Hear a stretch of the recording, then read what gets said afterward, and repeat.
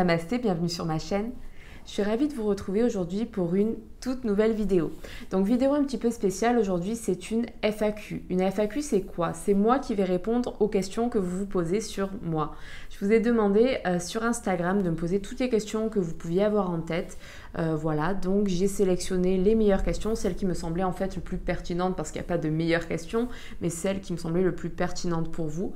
Et je les ai du coup répertoriées en 3 catégories. Il y a une catégorie vie privée, une catégorie alimentation, ça c'est la catégorie la plus importante où vous aviez le plus de questions, et une catégorie du coup spiritualité. Voilà. Alors on va commencer avec la vie privée. Donc la première question c'est dis-moi en plus sur toi. Alors moi je suis Clémence, j'ai 23 ans, j'habite à Seignos dans les Landes avec mon petit chihuahua Karma. Voilà.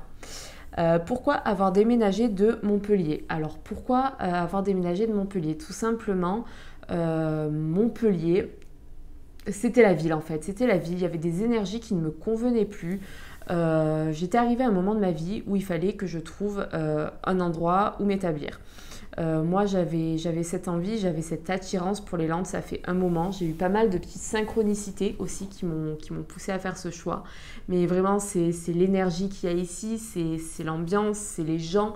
C'est vraiment un environnement, une ambiance particulière en fait qui fait que dès que j'ai atterri ici, je suis tombée amoureuse de la région et j'ai décidé de m'y installer tout simplement. Voilà, il y a vraiment quelque chose, il y a l'océan, il y a les montagnes pas loin, il y a les forêts de pins, c'est un environnement incroyable en fait. Et chaque jour je me réveille et je me dis mais waouh, quelle chance tu as d'être ici. Et voilà, donc les Landes c'est mon petit paradis et c'est pour ça que j'ai décidé de quitter Montpellier pour les Landes. Une question, as-tu quelqu'un dans ta vie?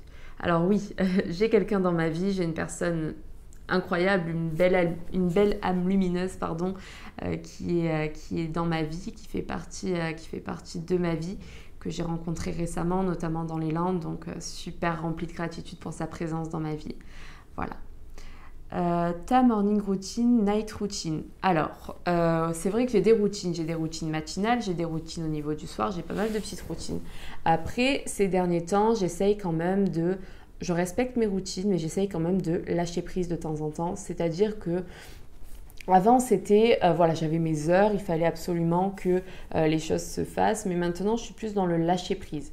Mais voilà, j'ai toujours un plan d'action, on va dire, par rapport à mes routines. C'est-à-dire que le matin, je me lève entre 5h et 6h, ça dépend des jours. Voilà, entre 5h et 6h.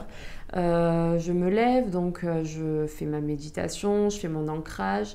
Je me tire une carte pour la journée aussi pour avoir une ambiance, pour avoir une guidance pour la journée. Ensuite, souvent, je fais mon sport. Enfin, je fais mon sport tous les jours même. Alors, certains jours, c'est du running, certains jours, c'est du yoga, certains jours, c'est de la muscu. Ça dépend vraiment du mood et du planning que je me suis fait parce que je me fais un planning tous les dimanches à la semaine à respecter. Voilà. Ensuite, je déjeune, je passe ma journée, je commence ce que j'ai à faire sur la journée.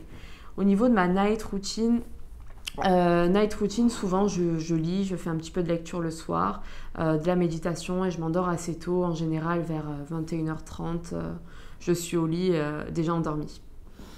Quelle a été ton histoire, ton parcours pour devenir naturopathe holistique? Alors...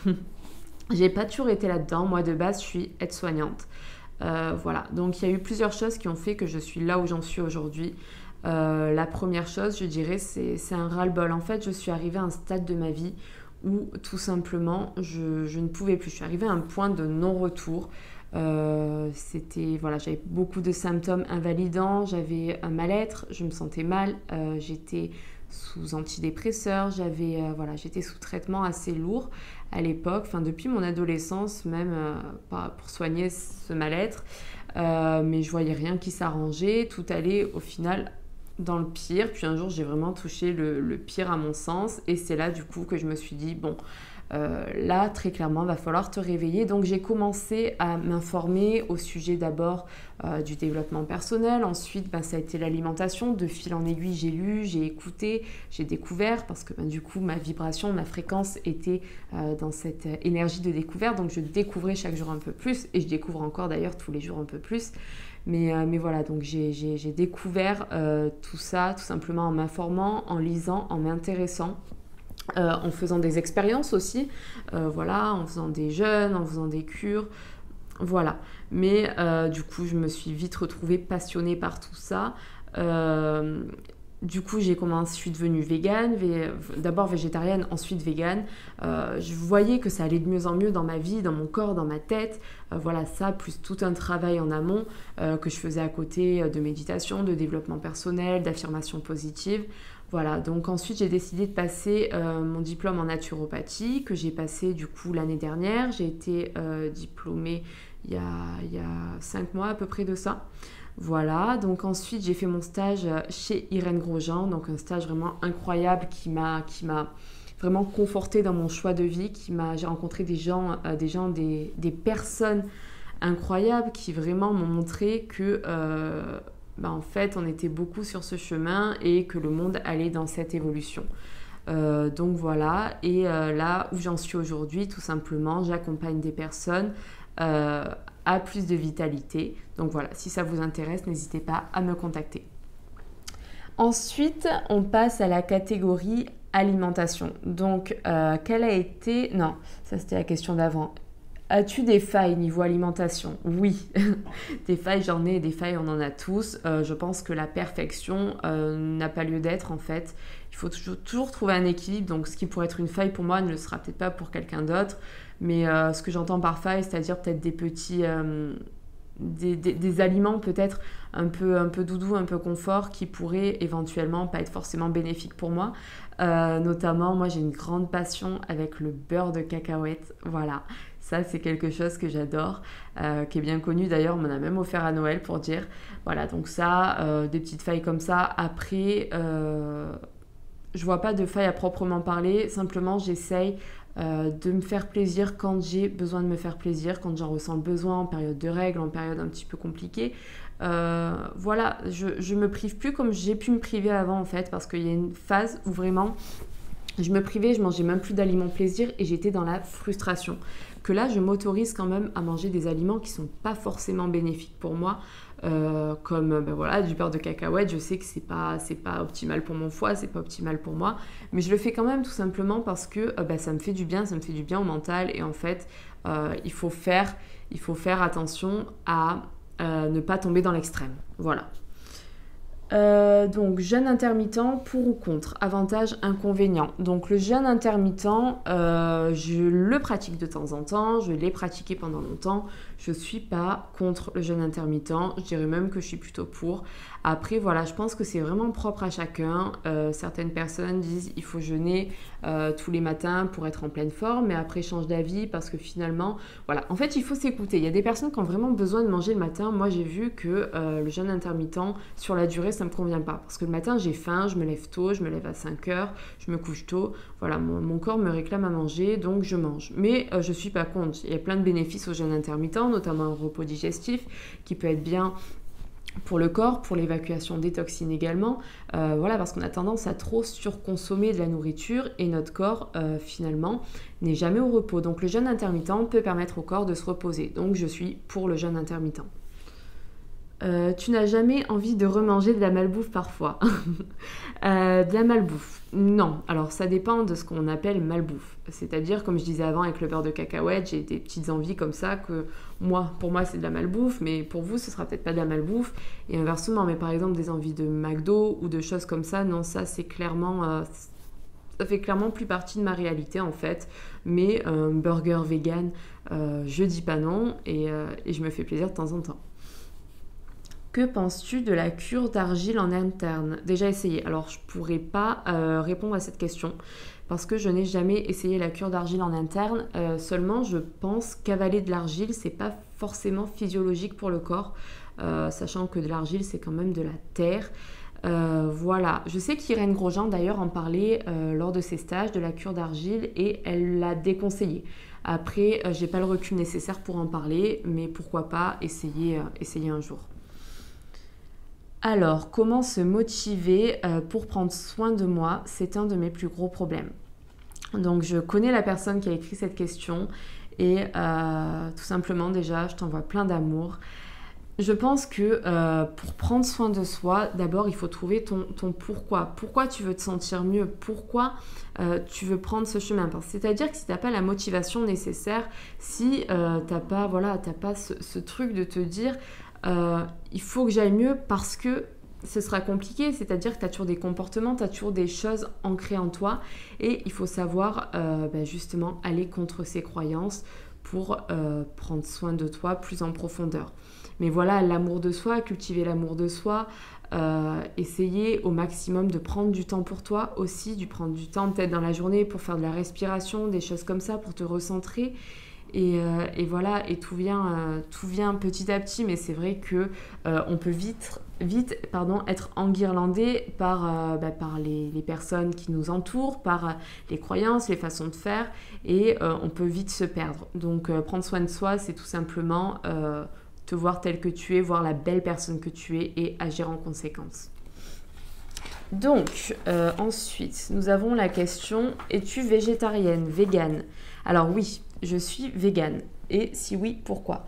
Pourquoi je suis végane? Alors tout simplement, comme j'ai dit, j'ai commencé par être végétarienne, puis j'ai diminué au fur et à mesure la viande, le fromage, le lait.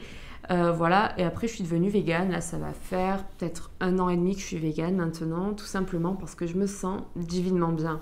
En tant que végane, je redécouvre ma spiritualité. Enfin, il n'y a pas que ça, mais ça m'a ouvert tellement de portes en fait, et je me sens tellement mieux dans mon corps, au niveau du sport aussi, à plein de niveaux, je me sens tellement mieux. Après, attention, parce qu'il y a des véganes qui se sont en mauvaise santé parce que ils vont manger que des pâtes, des produits transformés, style tofu, tout ça, toute la journée, pas forcément de légumes et beaucoup de compléments, de compléments à la viande qu'on peut trouver dans le commerce.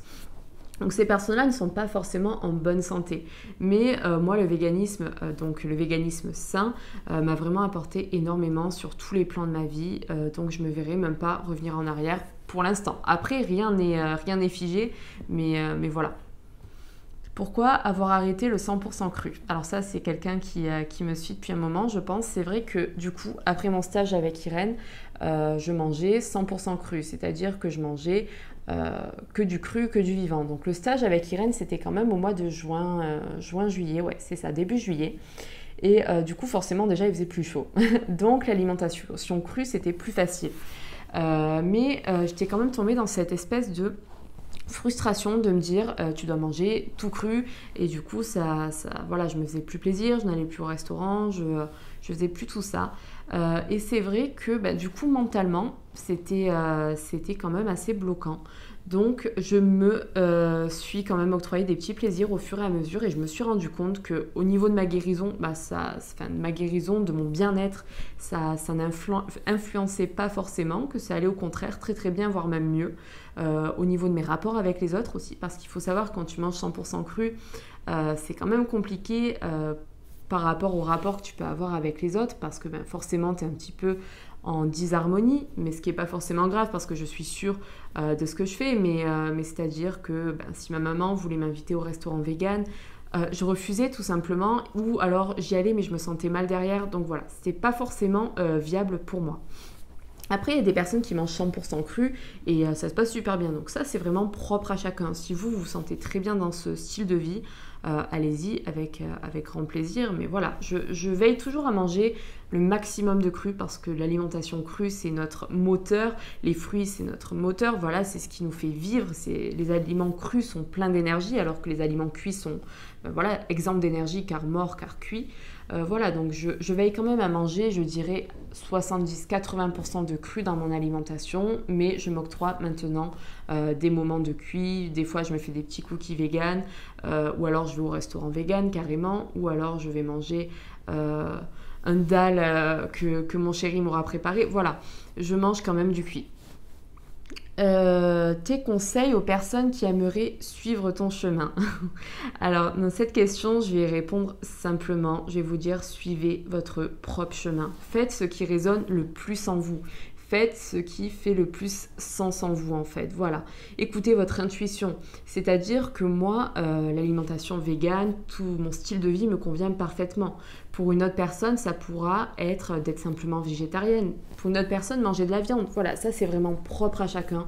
Donc j'ai juste envie de vous dire, faites ce qui résonne le plus en vous, ce qui vous fait vivre, ce qui vous fait vibrer, ce qui vous fait vous sentir bien le matin quand vous vous levez. Voilà, suivez vos rêves, suivez vos envies, suivez ce qui vous rend heureux. Alors, idées, recettes véganes et nutritives. Alors oui, j'ai plein de petites idées de recettes véganes et nutritives. Alors à savoir que moi, je cuisine quand même assez simple. C'est-à-dire que je ne fais pas beaucoup de trucs très élaborés. Après, tu pourras retrouver pas mal de petites recettes sur mon feed Insta. Donc, je t'invite à le consulter. Et sinon, je ferai certainement sur la chaîne des petites recettes spécialement véganes, nutritives et healthy. Alors, j'ai beaucoup de ballonnements. Que me conseilles-tu ? Alors, pour les ballonnements, il faut savoir que les ballonnements, souvent, c'est dû à un problème de digestion. Donc déjà, d'éviter de trop mélanger des aliments des classes d'aliments qui ne se marient pas forcément. Essayez de manger le plus simple possible. Essayez de manger le plus de cru, le plus d'éléments nutritifs. Après, pour le ballonnement, il y a des choses qui peuvent aider aussi, notamment le charbon qui aide bien à détoxifier l'organisme et du coup qui aide à évacuer tout ce qui est gaz et tout ça. J'en ai fait une cure il y a un moment, j'avais conseillé également à une amie de faire la cure et ça avait pas mal fonctionné. Donc voilà, pour les ballonnements, il y a pas mal de petites techniques, mais c'est souvent un problème de digestion. Souvent quand il y a ballonnement, il y a gaz, il y a tout ça. Donc voilà, c'est vraiment l'organisme qui a du mal à évacuer parce que du coup, du mal à digérer. Ensuite, nous passons à la catégorie spiritualité. Quelles sont tes croyances ? Donc, ma croyance tout simplement, c'est que nous sommes des âmes. Nous sommes des êtres humains venus s'incarner sur cette terre, des âmes venues s'incarner sur cette terre en tant qu'être humain, pour évoluer, pour vivre, pour évoluer, voilà, avec une mission d'évolution en fait, pour nous épanouir, pour augmenter notre vibration, pour vivre en harmonie et aider le monde dans son évolution. Donc voilà, ça c'est ma croyance. Ma croyance, c'est que forcément, après cette vie, il y a tellement de belles choses à vivre. Et voilà, et en fait, on est là dans un merveilleux processus d'évolution et je suis remplie de gratitude de vivre ça. Et chaque jour un peu plus, ça fait sens. Voilà, donc ma croyance, c'est tout simplement que nous sommes des êtres vibratoires, des êtres incroyables et qu'on a énormément de choses à vivre. Comment méditer ? Cela me semble si compliqué. Alors ça, c'est une question que j'ai souvent, la méditation.